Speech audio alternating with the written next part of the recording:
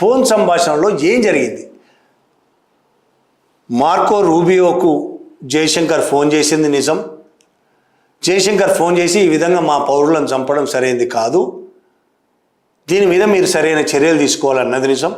అప్పుడు Marco Rubio ఏం మాట్లాడాడు అనేది మన దేశ మీడియా చెప్పలేదు, జయశంకర్ ఎలాగూ చెప్పాడు.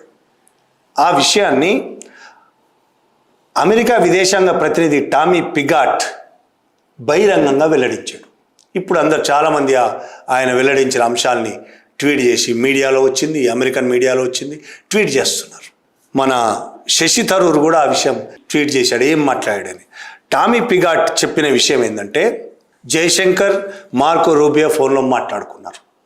జయశంకర్తో మార్కో రూబియో మాట్లాడుతూ హర్ముజ్ జలసంధిలో శాంతి భద్రతను కాపాడేందుకు అమెరికా దళాలు చర్యలు తీసుకుంటున్నాయి, అన్ని వాణిజ్య నౌకలు వెంటనే అమెరికా బలగాల ఆదేశాలు పాటించాలి, అమెరికా విధించిన దిగ్బంధాన్ని ఉల్లంఘించడం లేదా అక్రమంగా ఇరాన్ చమురు రవాణా చేయడాన్ని ఏమాత్రము సహించబోము, ఇది రూబియో మాట్లాడిన మాటలు అని టామీ పిగాట్ స్పష్టంగా అధికారికంగా చెప్పాడు.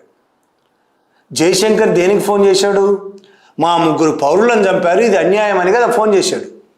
దాని గురించి కనీసం మాట్లాడకుండా అమెరికన్ విదేశాంగ కార్యదర్శి మార్కో రూబియో దాని గురించి పట్టించుకోకుండా, ఈయన ఏం మాట్లాడుతున్నాడనే వినకుండా ఆయన జయశంకర్ని, ఈ దేశాన్ని బెదిరించాడు, వార్నింగ్ ఇచ్చాడు దేశానికి. మమ్ములను కాదని మేము విధించిన దిగ్బంధాన్ని ఉల్లంఘిస్తే హర్ముజ్ జలసంధికి బయట, హర్ముజ్ జలసంధి ఇరాన్ దిగ్బంధించింది, హర్ముజ్ జలసంధికి బయట అమెరికా దిగ్బంధించింది. ఎవరు ఇరాన్ వైపు కానీ అటునుంచి ఇటు కానీ షిప్పులు వెళ్ళొద్దు అనేది అమెరికా.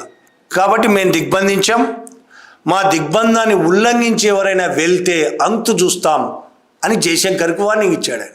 అంటే అర్థమైంది, మేము 3 చంపడమే కాదు, మళ్ళీ అటువైపు షిప్పులు వస్తే మళ్ళీ చంపుతామనే కదా అర్థం.